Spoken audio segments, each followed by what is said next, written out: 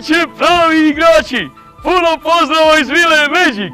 Ja sam mađioničar, Josip... Glumim Kineza. Sada ću vam pokazati jedan kineski mađioničarski trik. Znate zašto je kineski?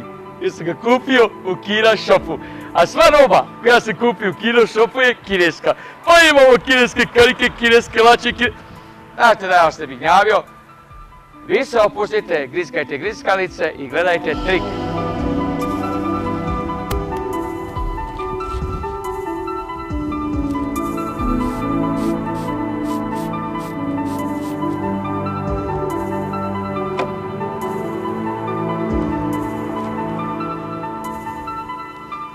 Oj! Oj!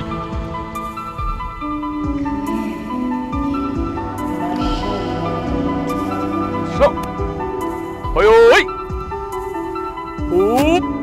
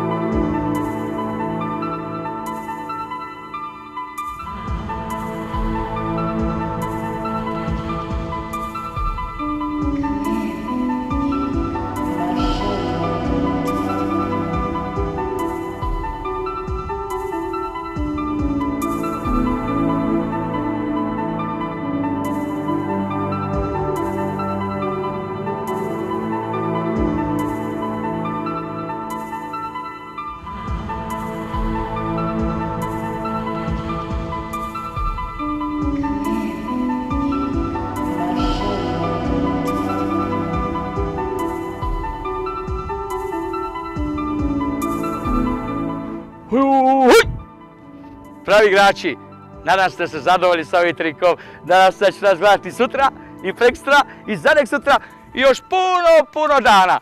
Ja vam se zahvaljujem što nas redovno pratite i puno pozdrava iz Vile Magic od mene i Danijele San!